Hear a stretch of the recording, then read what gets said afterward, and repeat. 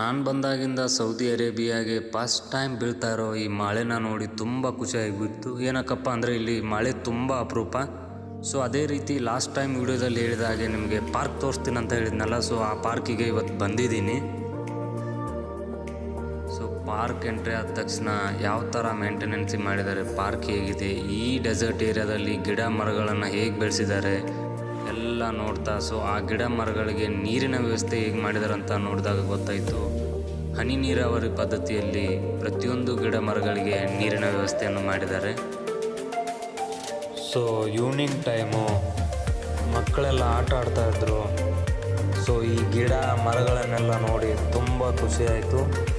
ಅದೇ ರೀತಿ ನಾವು ಒಂದೆರಡು ಫೋಟೋ ವಿಡಿಯೋಗಳನ್ನೆಲ್ಲ ತೆಗೆಸಿ ಅದಾದಮೇಲೆ ಚೂರು ಕೂತ್ಕೊಂಡು ರೆಸ್ಟ್ ಮಾಡಿ, ಸುಮಾರು ದಿವಸಗಳಿಂದ ದುಡಿಯೋಕ್ಕಂತ ಬರೋ ಜನಗಳೆಲ್ಲ ಈ ಪಾರ್ಕ್ಗೆ ಬರ್ತಾ ಇರ್ತಾರೆ.